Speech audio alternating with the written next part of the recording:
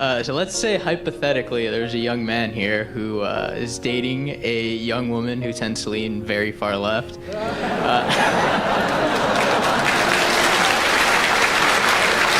So, sorry, before you go any further, is she present right now? No, she is not. Okay, good, so I can be honest. All right.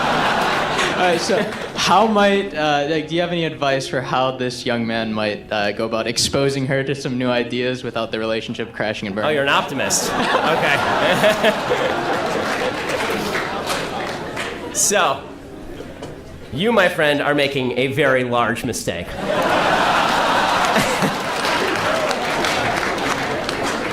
I'm sure she's wonderful. I'm sure she's supremely attractive. I'm sure all of those things. It depends what the relationship is for. Are you in it for marriage, or like you actually have to give me like what's the end goal here?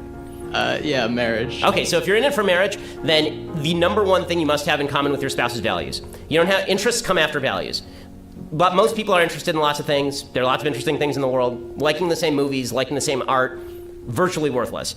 What is important is that you have the same value system. So politics are a reflection of values. Now, there are a lot of people who never connect their politics with their values. So you have to determine whether she's politically left because this represents some core values, or just because she's been told a bunch of slogans and now she repeats all these slogans. So when I first dated my wife, for example, my wife thought of herself as pro-choice. And then the more that we discussed the issue, it became very clear to her that she was actually pro-life and hadn't really considered the issue in a serious way. It was just she was told on college campus that it was a good thing to be pro-choice, and so she said she was pro-choice.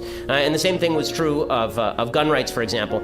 She didn't know anything about guns. She'd been told guns were bad, and then when I explained gun rights to her, and when it turned out that her father was a member of the military, then she shifted a little bit. Politics is the tip of the iceberg. The question is whether your girlfriend's politics, or this unnamed person's girlfriend's politics,